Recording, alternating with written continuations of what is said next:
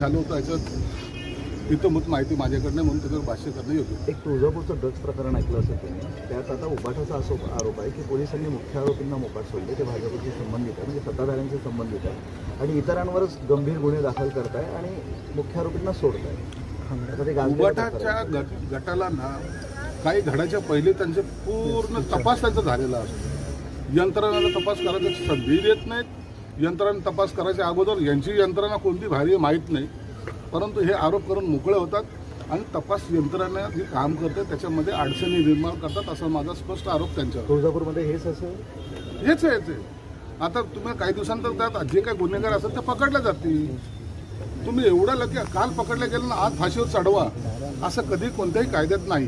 ठाणे मुंबईमध्ये आज भाजपच्या जोरदार बैठक आहे आणि स्वबळावर लढण्याची तयारीचे संकेत आहे असं म्हटलं. आणि भाजप म्हणते की आम्ही मोठा भाऊ आहोत. ते मोठा असो छोटा असो, आणि हे ज्या निवडणुका येत आहेत ना त्या निवडणुकीमध्ये प्रत्येक पक्षाच्या या बैठका होत आहेत. आज भाजपची होत असेल, उद्या शिवसेनेची होईल, राष्ट्रवादीची होईल, इतर पक्षाची होती. ही निवडणुकीची पूर्वतयारी म्हणून प्रत्येक पक्ष हा आपली भूमिका वठवत असतो आणि अशा बैठका घेत असतो. मुंबई महापालिकेसाठी तुम्ही एक इशारा दिला होता, तो इशारा त्यांनी फारच गांभीर्याने घेतला आणि राज्यपालांकडे त्यांनी चक्क तक्रार केली. जाऊ द्या, तो झाला विषय.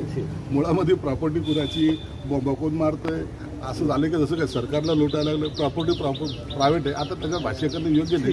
त्यांच्या आखलीचे दिवाळे निघालेले आहेत आणि काही दिवसांतर ते कळेल. मुंबई महापालिकेसाठी दोन्ही ज्युनियर ठाकरे म्हणजे आदित्य आणि राज ठाकरेंचा मुलगा, हे दोघंही कामाला लागलेले आहेत सध्या. लागलंच पाहिजे, हरकत नाही ना. निवडणूक हे तर केलंच पाहिजे.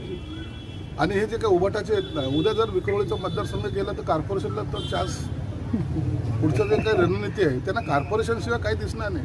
महाराष्ट्र दिसणार नाही, शेतकरी दिसणार नाही, कामगार दिसणार नाही. मुंबई महानगरपालिका, ठेकेदार आणि पर्सेंटेज, हे त्यांची यांचं काम करण्याची पद्धत आहे. आजपासून ठाकरेंच्या शिवसेनेकडून आंदोलन सुरू करण्यात. अरे तुम्ही केलेले वादे सांगा रे. काय गाणे बी काय निवडून काढतात ना.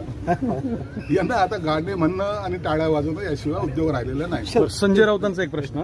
संजय राऊत असं म्हणतायत की एकनाथ शिंदे शिवसेनेत पण नाराज होते आणि आता देवेंद्र फडणवीस यांच्यासोबत पण नाराज आहेत. अशा व्यक्तींच्या आजारावर कोणताही इलाज नसतो असं त्यांचं म्हणणं आहे. तुम्हाला इलाज करायला कोणी सांगितलं? इलाज एकनाथ शिंदे साहेब करतात. अनेक रोगावर त्यांनी इलाज केलेले जे घरात बसले होते त्यांना बाहेर काढायचं काम कोणी केलं? गळ्याचा पट्टा कोणी काढला? तर एकनाथ शिंदे.